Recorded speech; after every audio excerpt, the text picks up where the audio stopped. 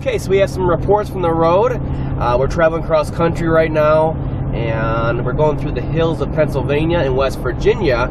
And this is the first time I basically drove the truck through any kind of steep grades, and I can tell you from experience now, I mean, the truck's pretty filled. Back here is filled, all the weight of us in here, and of course the bed is just, I mean, there's a lot of weight back there, I should say, and tools and all that, jacks, a lot of heavy stuff back there.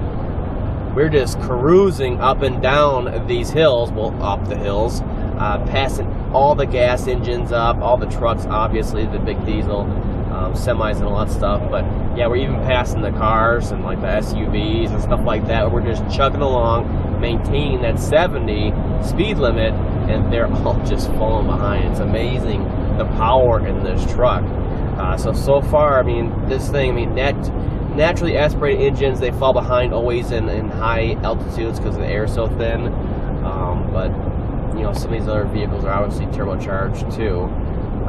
But yeah, it's nice to have the power. This thing definitely does around town, but it also does for sure when we're on the road here in this high of a altitude, going up these steep grades. I mean, the one grade we were going up, sliding past everybody, was a real steep grade. I don't know what the grade percentage was, but it was definitely a test of the truck's power for sure. Now also on this trip, it's a good test for different, you know, varying driving conditions, stop and go, some idling, some hills, some flat terrain, and of course we have a load in the truck. I mean, there's probably, I don't know, thousands of pounds in the truck of weight over what it usually is, bone stock and dry. Now we're going up another grade right now. But what we're getting is around 25 to 26 mpgs for an average on there. So that's really impressive too, for all the weight and the hills and all the idling and everything else we're doing on this truck. So overall, this truck is really impressing me. I just hope it lasts for, you know, the whole tour with no problems.